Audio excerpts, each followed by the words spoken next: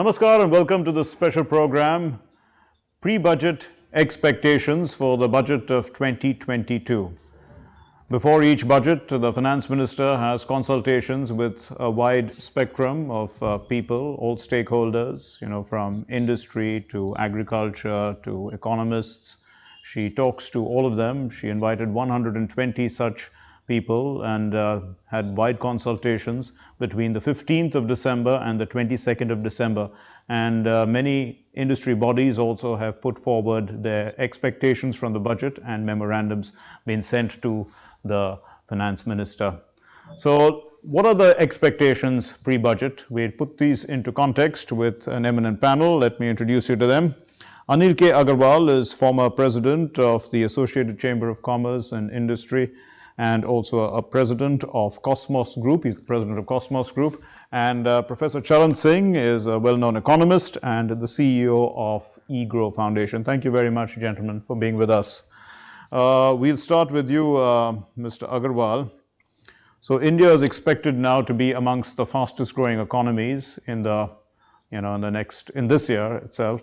So what do you think? I mean, what is the budget going to provide the stimulus for this kind of growth? Well, as is clear that Indian economy has bounced back very well, and there are different expectations from different quarters. Some would still say that reduce the tax burden, ease of compliances, reduce the litigations. There are demands that the farmers' income should be doubled, as the Prime Minister had promised last year. The infrastructure, physical infrastructure should continue to grow because that propels demand and job creation. Our healthcare infrastructure should continue to be better than what it is today, especially in the rural India. The MSME sector is requiring support. Exports are requiring a push. And the supply chain disruptions that we see now during the pandemic, they have to be addressed as well. Okay. And the startups have thrown so many unicorns now that we look at startups in a new way that can pep start the economy, that can create jobs, and that can take Indian economy forward. So all these areas could be addressed by the Finance Minister during the budget speech. Professor Charan Singh, from an economist's point of view, what should the budget be looking at? I mean, we know that we are in the midst of a Omicron wave now. There is the question of demand, there's the question of job creation, there is the question that I raised in the first question, which is to sustain high economic growth. How does an economist look at this budget? So this budget is a great opportunity. As already mentioned, we are not only expected to be the fastest growing country in the world in the current year, it's pretty high, but we are also expected, as in the past, to be the fastest growing economy in the next 4 to 5 years. We are the engine of growth for the world. And we have a good demographic dividend with us. Now, as a budget of a country which is facing this challenge, it has to focus on two things. Firstly, how to employ successfully, productively, efficiently its labor force, existing labor force, and also how to use the capital that it has, and banks are flushed with funds, how to use the capital it has for productive purposes. So if labor and capital have to be taken into account, the budget has to focus on health and education, skilling, and also on technology. So according to me, 2-3 things the Finance Minister will have to look at, and I'm sure they are looking at it. One of it is the health aspect of the country. Now, the Prime Minister has already announced vaccination of young children. That's taking care of the health. One has to also look into the aging population and ensure that something happens on their health aspect. Maybe the government should consider subsidizing or even making free health facilities for the elderly and the children. The second is education. 2 years, the children have suffered extensively. Online education has been done, but as you know, the statistics says that many children have moved from public sector, private schools to government schools. That means there is a stress on the level of income of the parents or stress on the education expenditure. The government may have to consider something at that front and probably say that for a year or two, education will be free, so that the education and health aspect, which are an investment over a period of time, are taken care. On R&D, again, you have a question and we'll come to that. But I think on technology, again, the government will have to play an important role so that startups and other things which are happening in the country, they are facilitated so that the growth momentum which the world sees in us and we ourselves have built over the years continues successfully and strongly. Okay. Mr. Agarwal, talking about R&D, some of the suggestions according to the media reports is that the government should increase spending on R&D. Now, why is this demand being made at this time?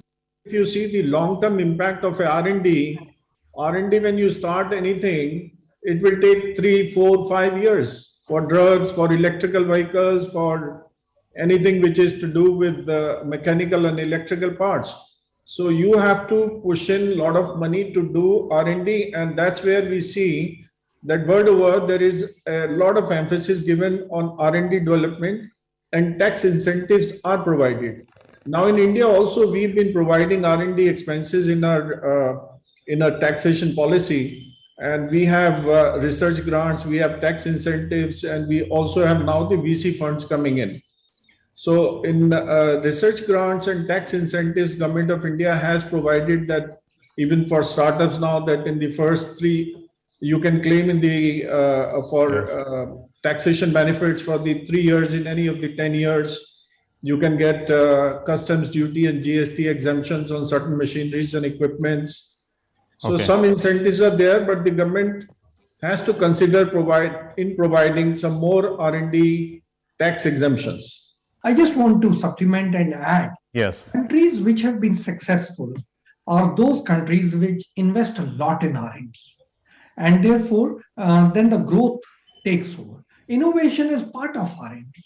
Now, in our country, the expenditure on R&D is just around 0.6% of GDP. In advanced countries, it is 2 to 3%. In Japan, it is 3+%. So these are the countries which are growing at a rapid rate, and therefore it's important that R&D takes place there. Now, in our country, R&D in the private sector has certainly not been taking place to the extent it's expected, or it happens in other advanced countries. Government, lots of R&D is taking place. So I think if India has to continue to grow rapidly as we want to, and as the world expects us, and we have to engage our young population, R&D is going to play a very important role. So I think R&D tax incentives would really go a long way in ensuring that technology keeps leapfrogging and taking our youth into employment, so that the combination of capital and labor is most efficient. Professor Charan Singh, some of the stakeholders were demanding that there should be infrastructure status for digital services. Now, we are in the digital economy. We know that a lot of the services are digital already. Now, the question, is whether the software that provides these services is actually infrastructure or not. I think that's the question, or whether the hardware, as we know, is actually is one kind of infrastructure, but then it's riding on a language. So we're asking whether the software itself is an infrastructure. What do you think? Let's look at it from the holistic angle. Why do we need digital? Digital has really revolutionized India. During the COVID time, we saw online education, that is digital, tele-education. We've seen medical facilities extending, and that's telemedicine, again digital. So if we have to keep our country strong, and as I mentioned, leapfrog, the investment in digital has to be sufficient, large, and something that incentivizes the private sector to continue to invest in digital. So I would say, and other countries in the world like America, treat it as an infrastructure. We in our country should also give it the status of infrastructure. Just imagine, as we have highways, roadways, ports, digital is serving the same purpose. Yes. It is teleporting us, and therefore giving it a status of infrastructure, which then incentivizes much more investment, and R&D should be encouraged. So my take is, please do it. You know that we are moving towards a cleaner, more efficient economy. So e-vehicles and batteries and things like that are now becoming dominant. What would you think? I mean, should there be more incentives given to storage of hydrogen for hydrogen cells? These are some of the demands that are coming forward. The faster adoption and manufacturing of hybrid and electrical vehicles is already a thing that the government of India has been talking about. Now, when you talk about electrical vehicles, you're talking about reducing pollution on the roads. And if you have seen what has happened at COP24, they're all talking about environmental pollution and how can we control that? How can we reduce the usage of coal and other aspects where there is a lot of pollution happening? Now, electrical vehicles provide you an opportunity that you can reduce environmental pollution to be better than what it is now. You can control it. And by giving incentives for the EV, you would do a great job for the country. The government of India has already permitted a section in income tax a few days ago wherein there is a rebate on personal loans that you can get for buying an electrical vehicle, that the interest would be reduced. And as far as manufacturing of electrical vehicles is concerned, I think the way forward would be to give some incentives so that the adoption is faster. I just want to supplement. Now, air quality index is not something which is fashionable that we should fathom about, but it impacts each one of us. And when it impacts each one of us, my productivity as labor goes down and my expenditure in government hospital goes up. So it's a total wastage if air quality is bad. Professor Charan Singh, as far as direct tax proposals are concerned, the Direct Tax Professionals Association is asking for much more simplification. They just want tax slabs to be 10%, 15% and 25%. And of course, the categories would be 5 to 10 lakhs, 10 to 20 lakhs and 20 lakhs and above. This is, they say, is going to encourage true disclosure of income. What do you suggest? As far as rationalization of taxes are concerned, I have always said one of the canons of taxation, which is by Dalton about 100 years ago, the canon of taxation, the major basic principle of taxation is simplicity. If I'm able to understand, and its second is convenience.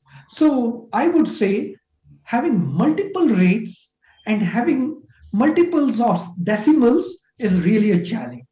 So I would go for simplification of tax rates, and there's a Laffer curve.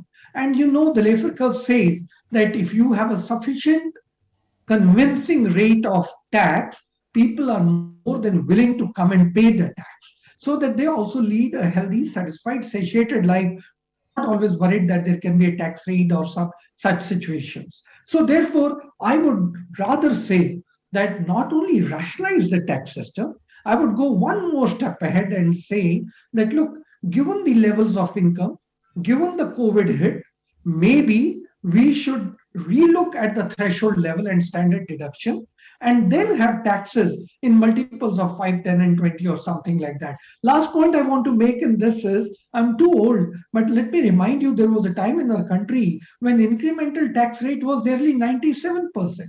If you earn beyond that certain level, then people will be taxed 97%. What was happening? People were avoiding declaring that income or camouflaging it. So that when we reduce the tax rates to more serious levels, in the sense of 30 or 35%, many more people who are willing to disclose their income and have a good night's sleep. So I think rationalization of tax, raising the threshold level and reducing the upper limit will certainly lead to more compliance. Along with this, I would say the government needs to do little more. In many countries like Japan, tax compliance is rewarded. You could get a picture with the emperor done if you are a tax compliant individual. So some such incentives can be given to good taxpayers so that everybody starts contributing into the tax kitty.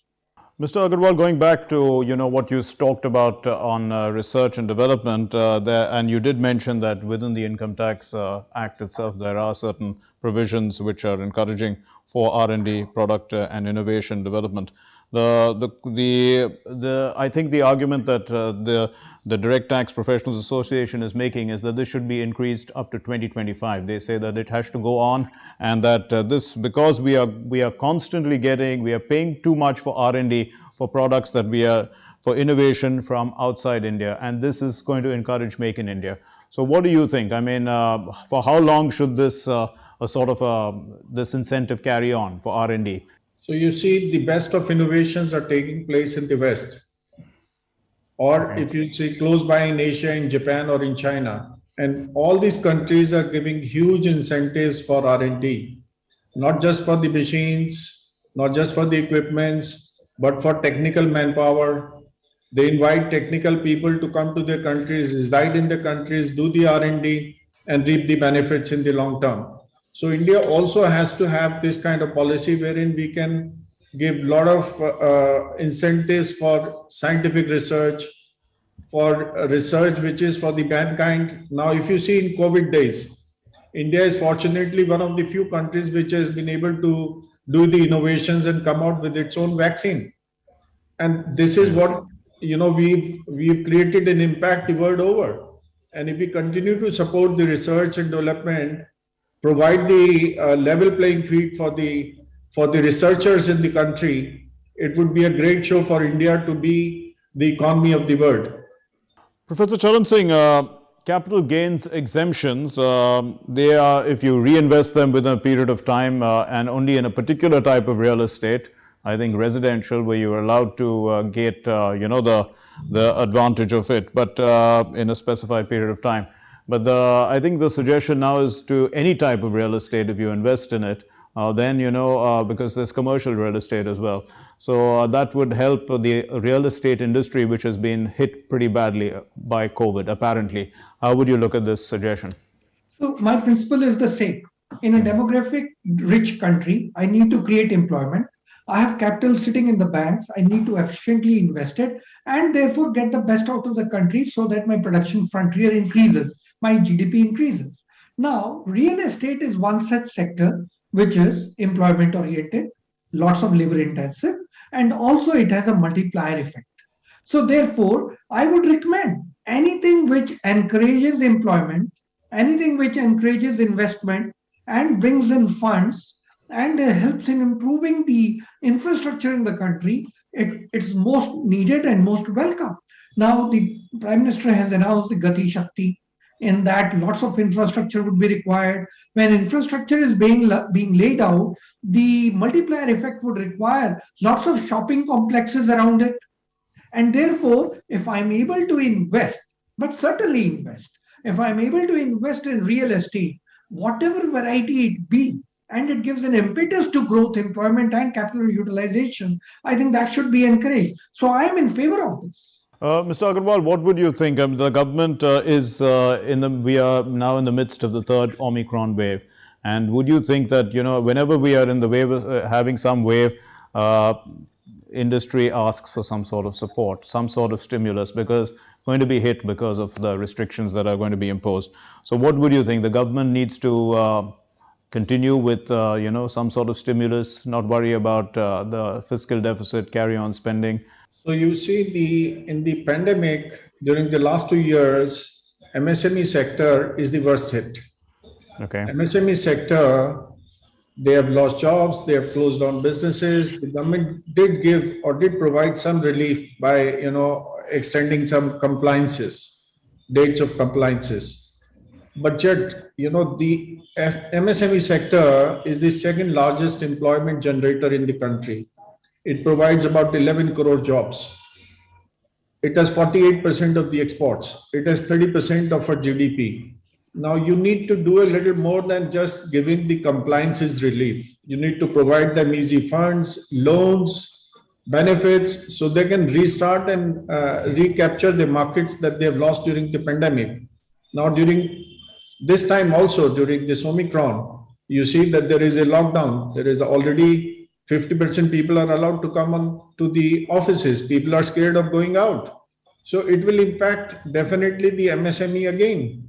And if the cases rise in the numbers that the government of India is talking about, it will be havoc again for the MSME sector, and government must provide some fiscal help to them. Professor Charan Singh, but as an economist, what would you think? I mean, we've had a lot of stimulus being provided over the last two budgets, I think, because of because of being the circumstances of COVID. Would you think that this has to continue? Already the fiscal deficit is pegged at 6.8%. One would think that, we've had good GST collections. We're beginning to see the economy turn around. This is probably a time for fiscal consolidation. What would you say? No, I differ from you on this. My point is simple. Who gave us the targets and indicators of gross fiscal deficit? They all come from Maastricht Treaty, under which euro was made. Many of the countries which joined the euro did not follow those targets. Since they joined, they did not follow those targets either. When 2008 crisis happened, even America and other European countries did not follow those targets. Are these targets only meant for lesser mortals Indians? Why?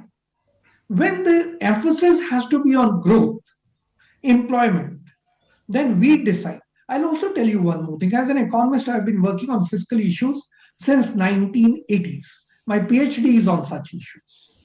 I used to hear at that time, if you cross the targets, you're in crisis, it'll be inflationary and the economy will go absolutely in doldrums. We have been running deficits since 1980s. Nothing has happened to the Indian economy.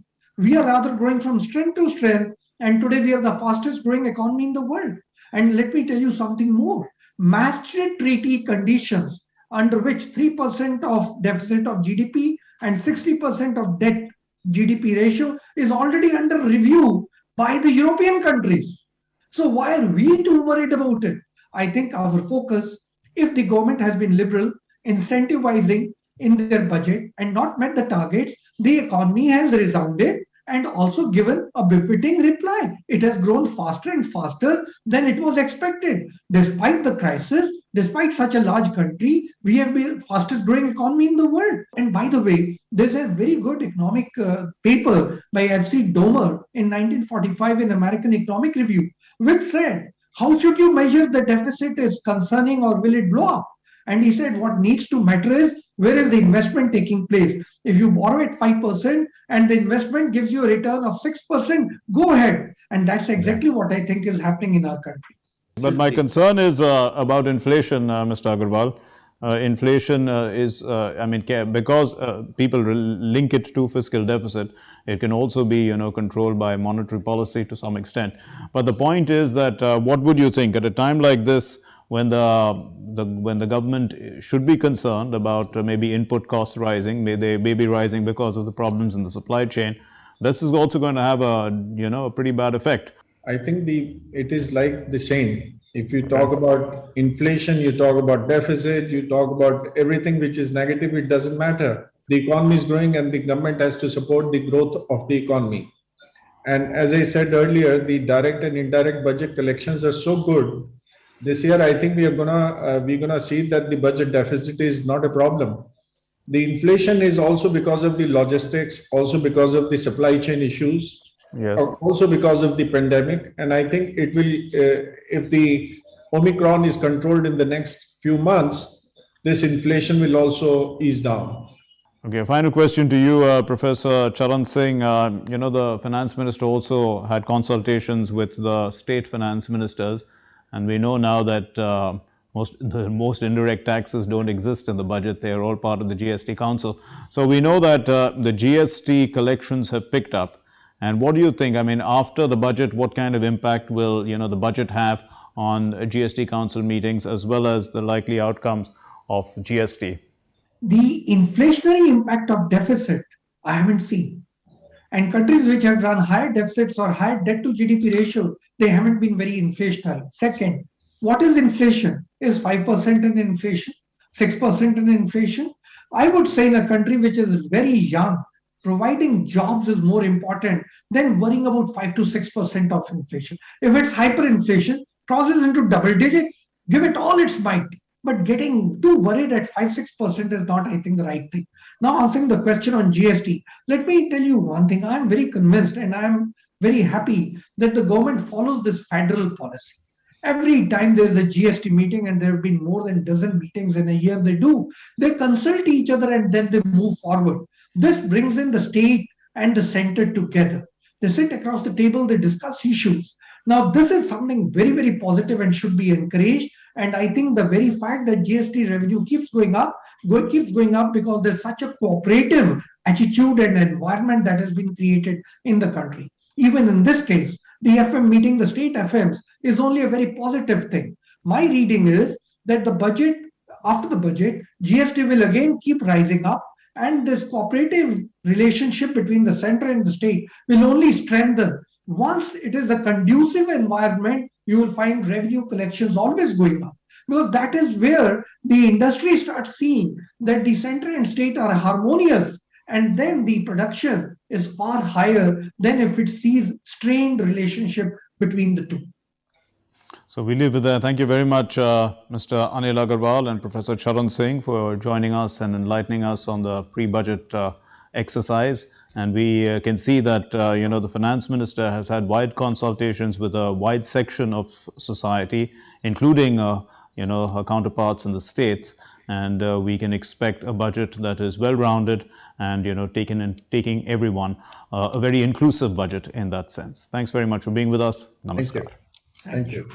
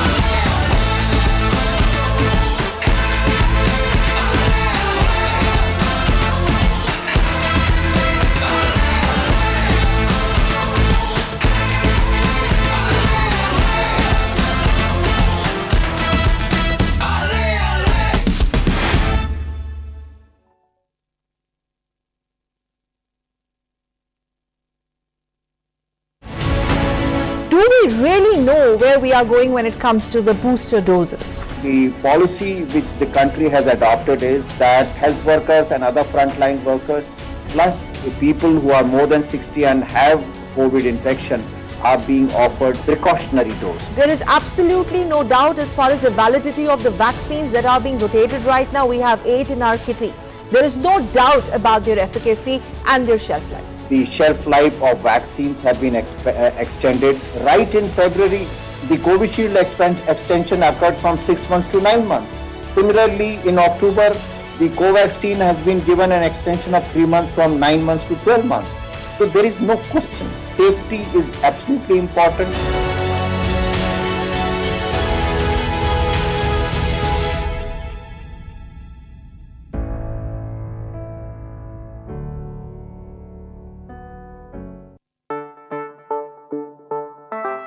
I am Karpum Pegu, and in this series, I travel my home state Assam to explore its beauty, meet new people, and learn some new recipes.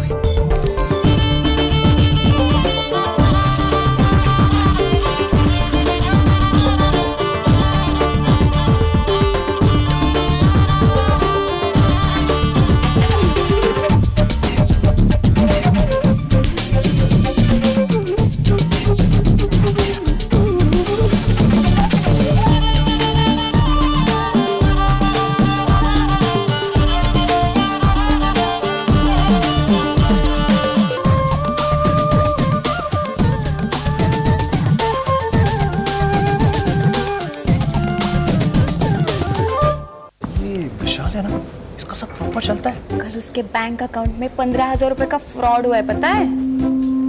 इसको तो कोई tension ही नहीं होती है, देखना। Tension क्यों? मेरी कोई गलती नहीं थी।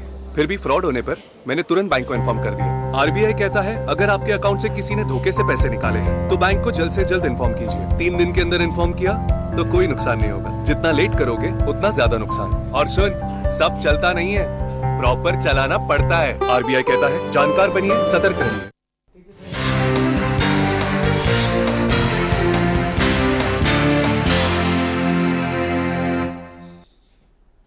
Namaskar and welcome to Express News with me Deepika, your window to quick and crisp 100 news and updates from the country and the world. Let's begin.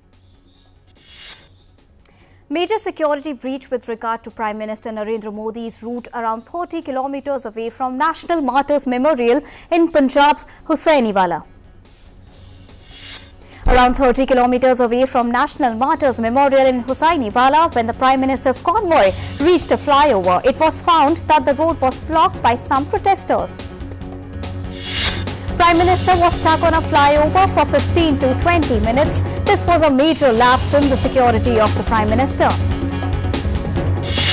After the security lapse, it was decided to head back to Bathinda Airport.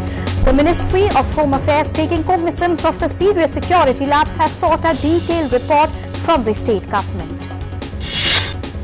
Punjab government has also been asked to fix responsibility for this lapse and take strict action. Captain Amrinder Singh addressed a public rally in Firozpur, Punjab. He exuded confidence that BJP will win in Punjab. Slamming the opposition, Captain Amrinder Singh said that during the time of elections, opposition parties try to misguide the masses, making false promises only for the sake of collecting votes. Defence Minister Rajnath Singh and Union Minister for Road Transport and Highways Nitin Gadkari laid the foundation stone of Lucknow-Kanpur Expressway on Wednesday. The project, cost worth rupees 4,200 and crore rupees, will reduce travel time between two cities to barely 40 minutes.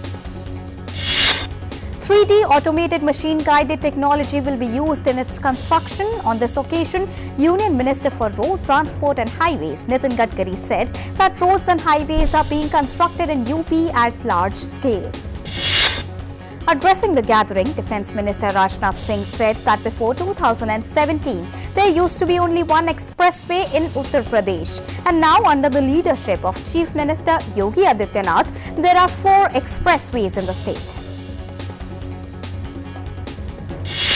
Rajnath Singh also said that under the leadership of Prime Minister Narendra Modi, the construction of highways in India gained rapid momentum, achieving 30 to 40 kilometers of construction per day.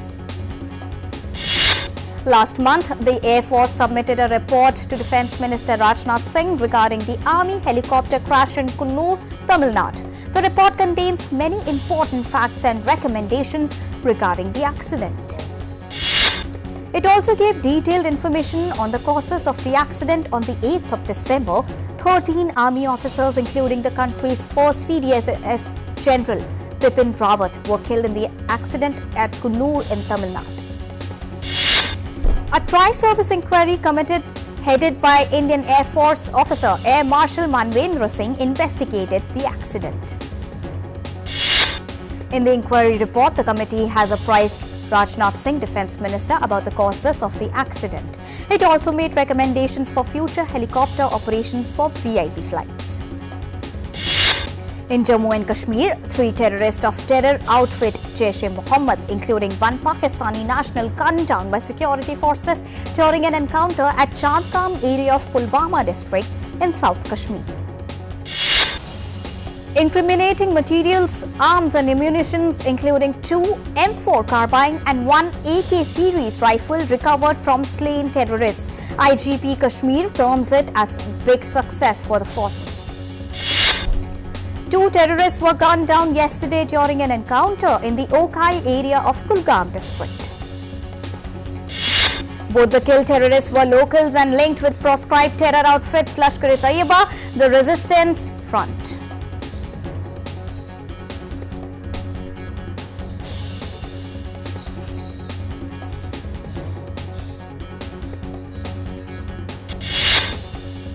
Benchmark indices ended higher for the 4th consecutive session on the 5th of January, led by auto, bank, metal, realty, oil and gas stocks. At close, the Sensex was up 367.22 points or 0.61% at 60,223.15. The Nifty was up 120 points or 0.67% at 17,925.30. Rupee jumps 23 paise to close at 74.35 provisionally against the US dollar. Gold in the national capital on Wednesday jumped to 154 rupees to 46,969 per 10 grams amid a rally in international precious metal prices, according to HDFC Securities. Silver also rallied 352 rupees to 60,725 per kilogram from 60,373 per kilogram in the previous trade. Oil prices slipped below $80 a barrel on Wednesday after OPEC Plus producers stuck to an agreed output target rise for February, and investors assess the impact of a spike in COVID-19 cases caused by the Omicron variant.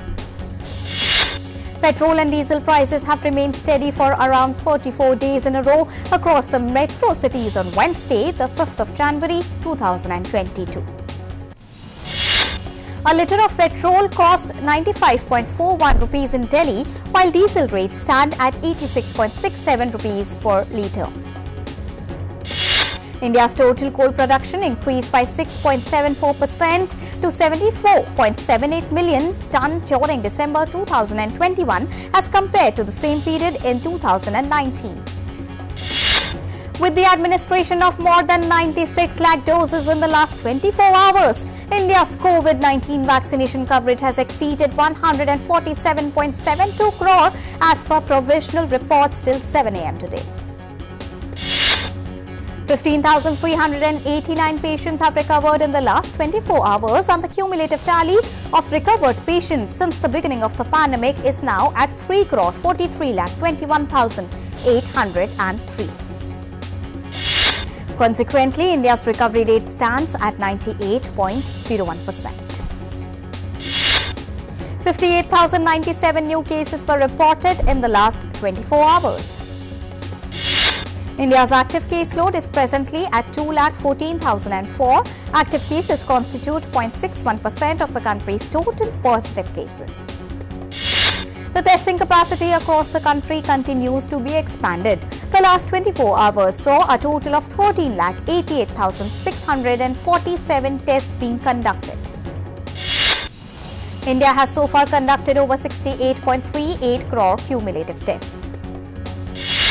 While testing capacity has been enhanced across the country, weekly positivity rate in the country currently stands at 2.60%.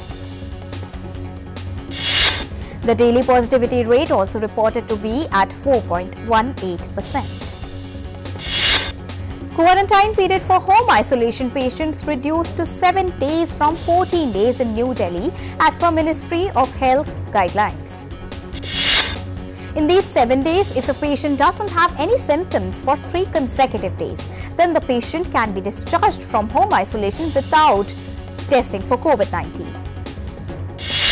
Ministry of Health said India has reported more than 6.3 times increase in cases in the last 8 days.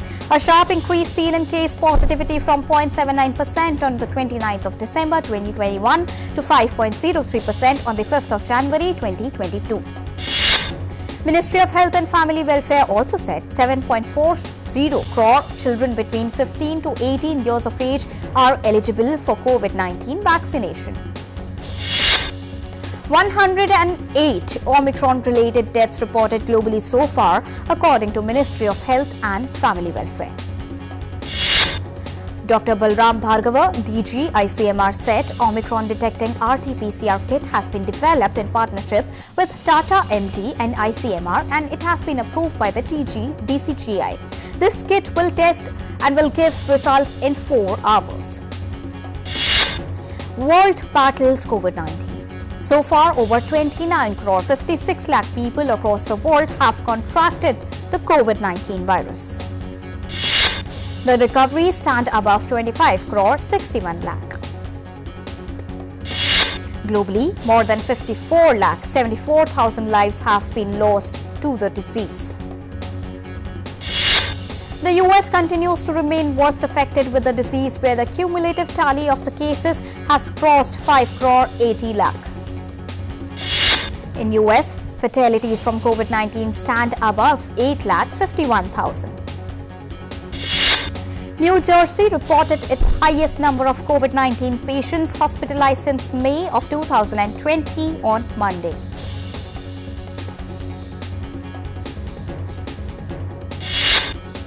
New Jersey Governor Phil Murphy said on Monday that a new tsunami of Omicron COVID-19 cases has already impacted staffing at hospitals and nursing homes.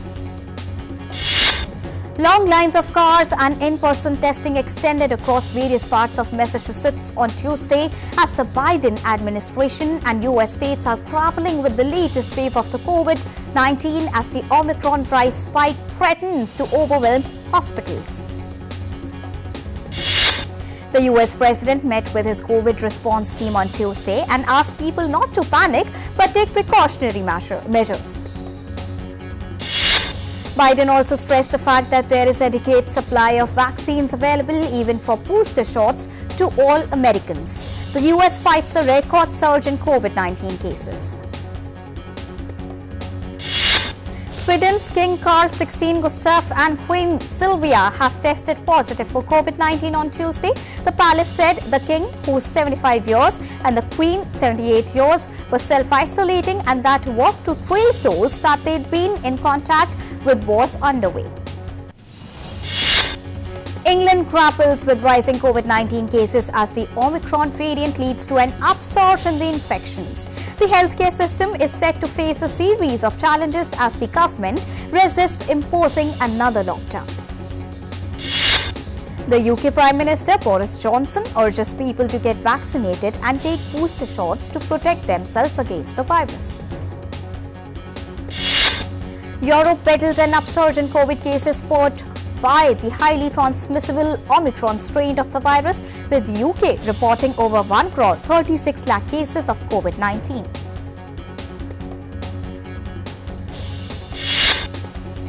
The UK is followed by France, where more than 1 crore 5 lakh cases have been recorded.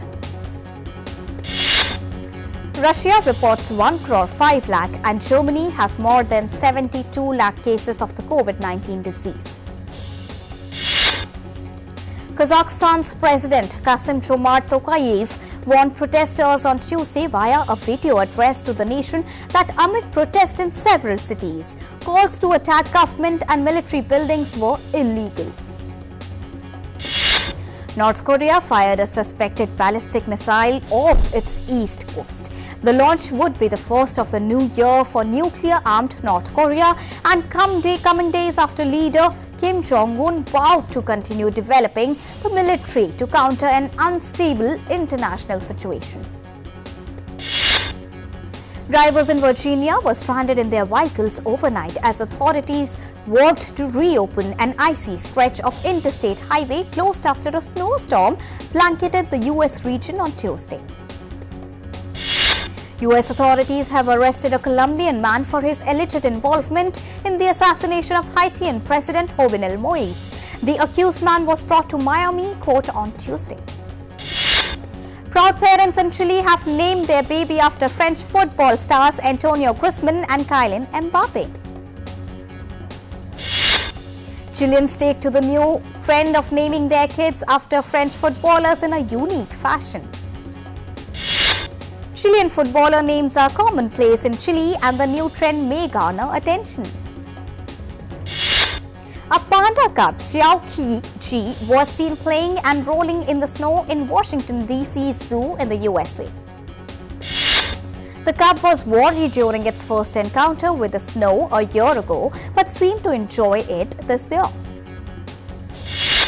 The National Weather Service reported that 21.59 centimeters of snow fell in Washington, D.C.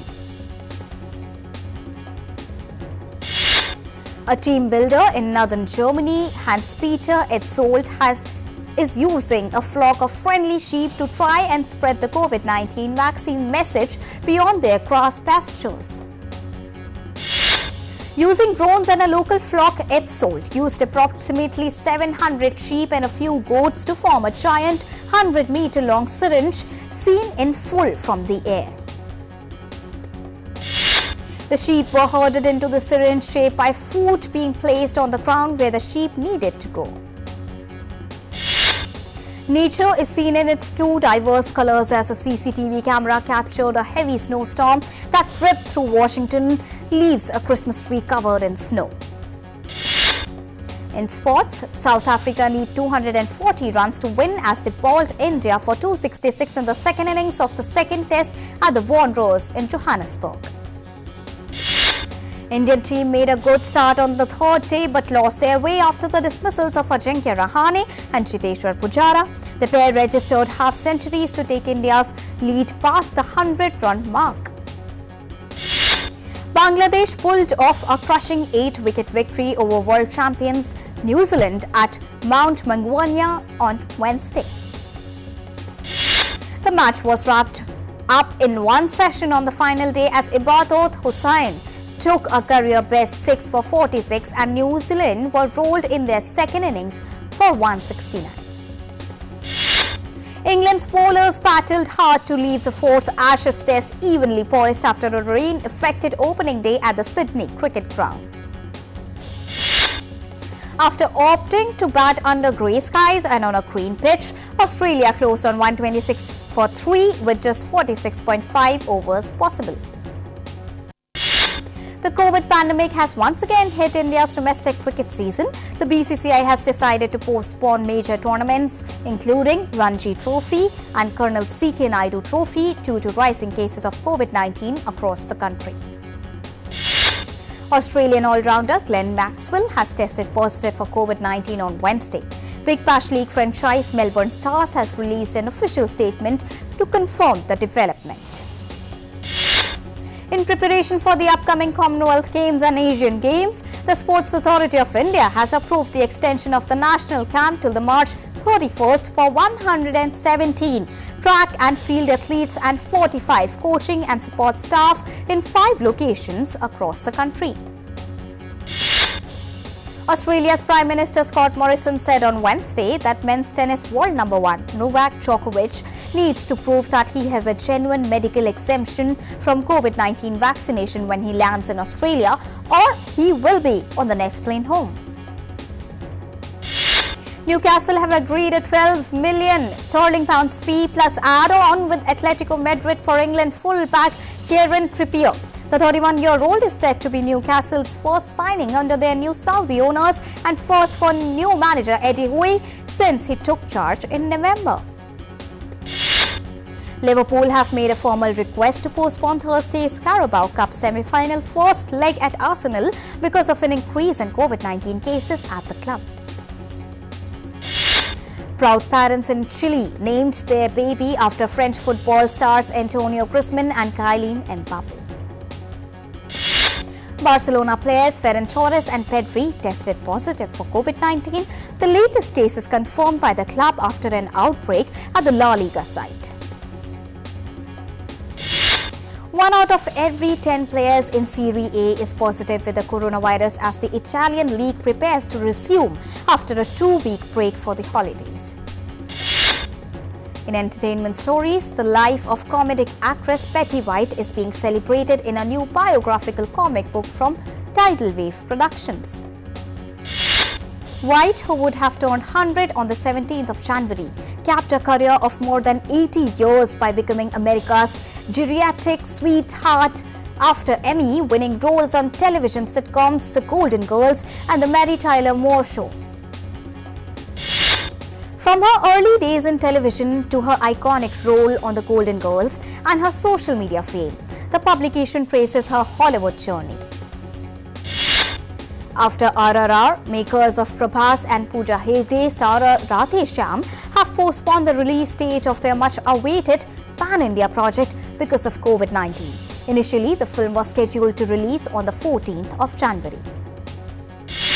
Vanessa Kirby is entering the Walt Ridley Scott empire. The actor is in talks to star in Get Back, Scott's historical film starring Joaquin Phoenix as Napoleon. Kirby will play Josephine, a role that previously belonged to Jodie Comer. The 79th Golden Globe Awards set for Sunday will have no red carpet and no celebrities, non-HFPA members of the press or audience members due to prevailing COVID-19 situation. The Golden Globes have traditionally been second in importance only to the Oscars and Hollywood's film award seasons, but their credibility has been thrown into question and their future plunged into doubts.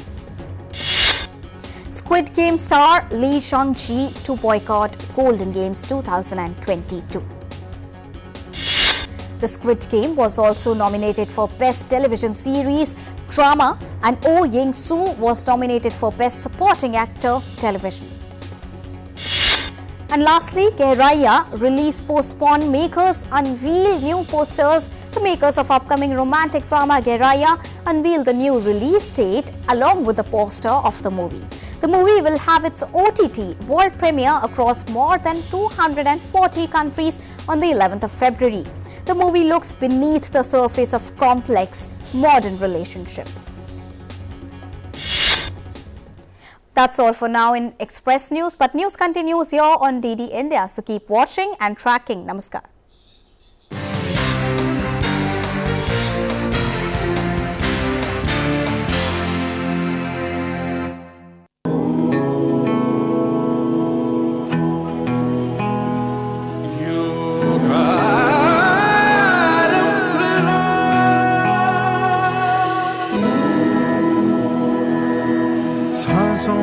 छिपा है ये पुरखों की कृपा है ये दिखलाएगा रास्ता अथ योगानुशासनम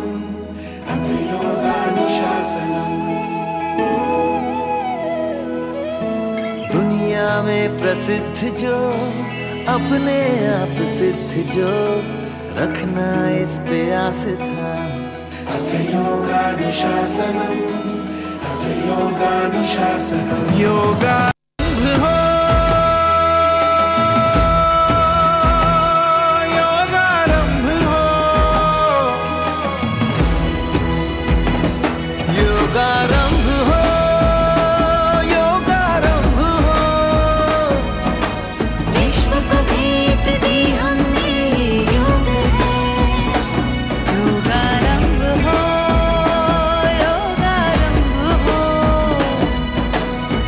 सुलझा दे जीवन को वो योग है जो सुलझा दे जीवन को वो योग है अथ योगानुशासनम बुद्धियुक्तो जहाति उभे सुकृत दुष्कृते तस्मात् योगाय युज्यस्व योगः कर्मसु कौशलम् योगः कर्मसु कौशलम् अथ योगानुशासनम् भारत ने ही योग सिखाया जग में फैलाया विश्व ने अपनाया नियंत्रण आया रोग पे विश्व ने जैसे है पाया जो अधिकार ये अब आरोग्य पे है सब हो पाया योग से सदियों से रहा है ये सब ही ने कहा है ये हरदम देगा आसरा अथ योगानुशासनम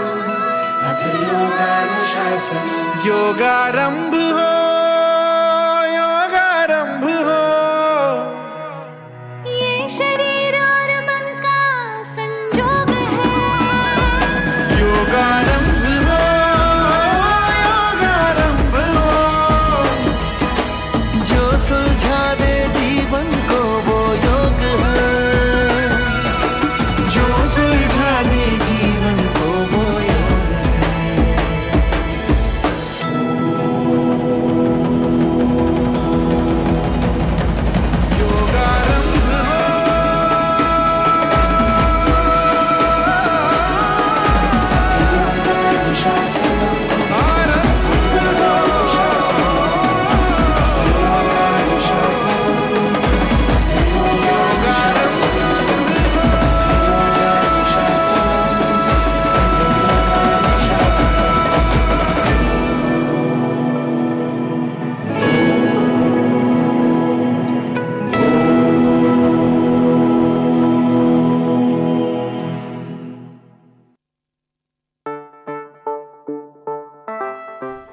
Karpum Pegu, and in this series, I travel my home state Assam to explore its beauty, meet new people, and learn some new recipes.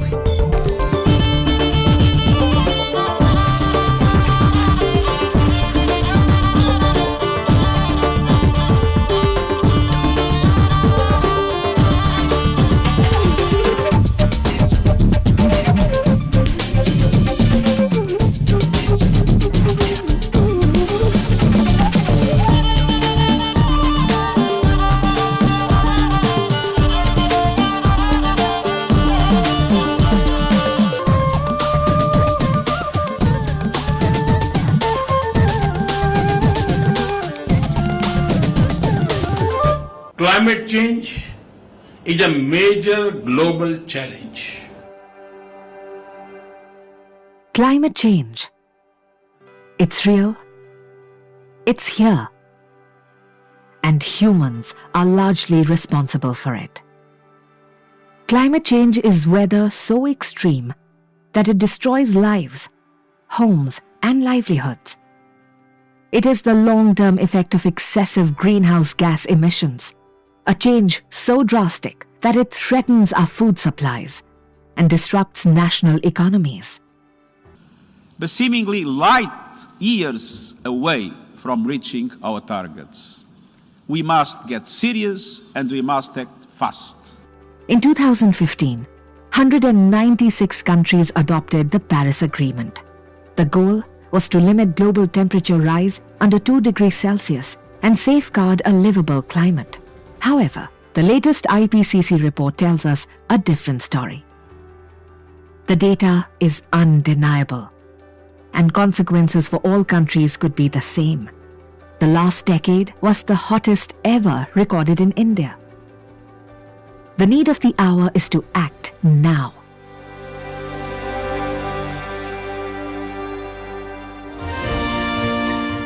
India is poised to become a global climate leader.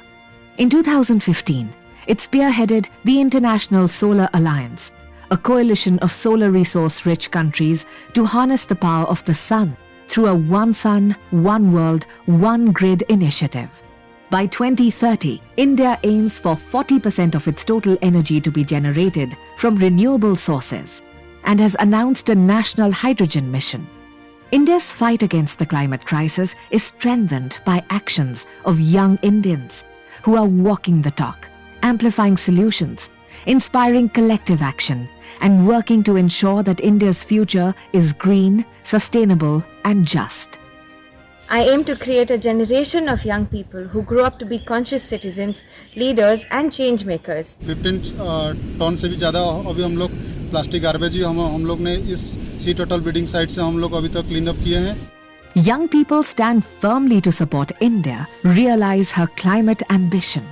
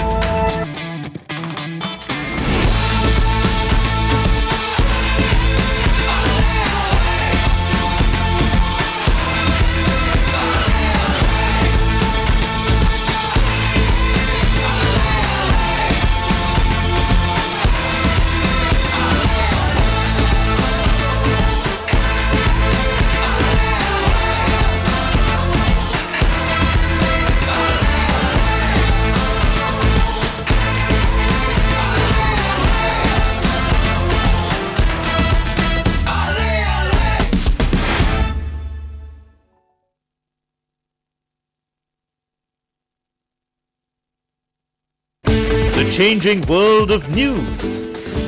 Headlines that you wake up to. News that shapes your day. Stories that matter to you. The latest and most accurate updates. A fresh start to a new day. The Breakfast News, Monday to Friday.